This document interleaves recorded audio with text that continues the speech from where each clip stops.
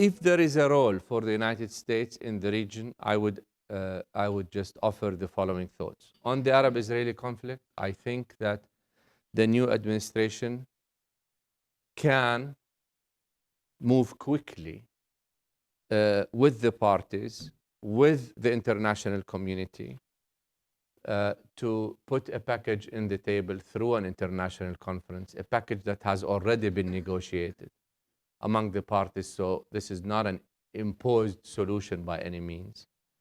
Can do that if it wants. It's not cost-free.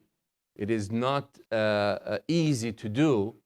But to me, it will be far less costly than not solving the conflict and facing the facts that we might not have a solution for the Arab-Israeli conflict at all. On the Arab awakenings, I think the United States should not attempt to micromanage the awakenings. This is something that, this is a process that will have to go on its own, largely. You do have a role to play, maybe, as I said, an economic role with others. You need to emphasize that US support will be linked to the parties adhering by democratic norms, but without giving preferences for these parties, whether they're the Islamists or the seculars, as long as people are elected and they adhere by democratic norms, then they deserve US support.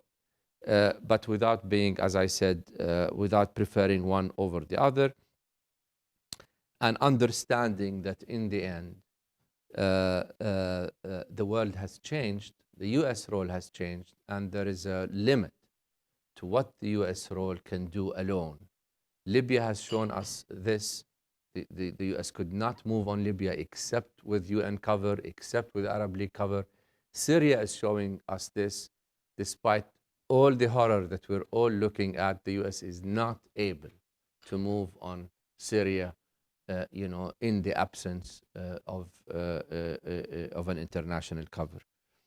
And so let me end by this to say that the United States needs to be more realistic in what it can achieve.